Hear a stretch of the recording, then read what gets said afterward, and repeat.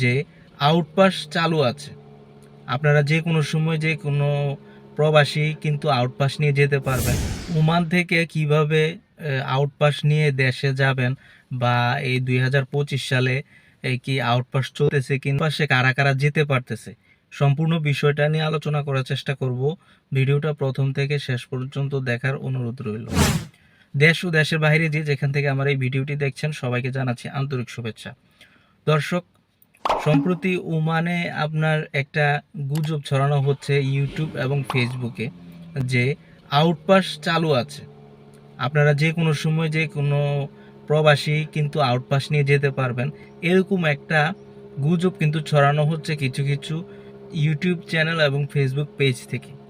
ওমানে আউটপাস কাদের জন্য? ওমানে আউটপাস একমাত্র যাদের পতাকায় ব্লক আছে, পাসপোর্ট আপনার কফিলের কাছে এবং আপনার পতাকা ব্লক আছে, তাহলে আপনি সরাসরি মাস্কাট দূতাবাসে গিয়ে যোগাযোগ করে কিন্তু 4-5 দিনের ভিতরে টিকিট করে দেশে চলে যেতে পারবেন। আপনার কোনো প্রকার সমস্যা হবে না। এবার আসি দ্বিতীয়ত কথায়, যে ব্লক ছাড়া অন্য কোনো ব্যক্তি আউটপাসে যেতে পারবে কিনা? অবশ্যই যেতে পারবে না। 2025 সালে কোনো প্রকার আউটপাস, হরহামেশা যে আউটপাস চলে সেটা কিন্তু চলতেছে না, এখন কিন্তু এটা বন্ধ আছে।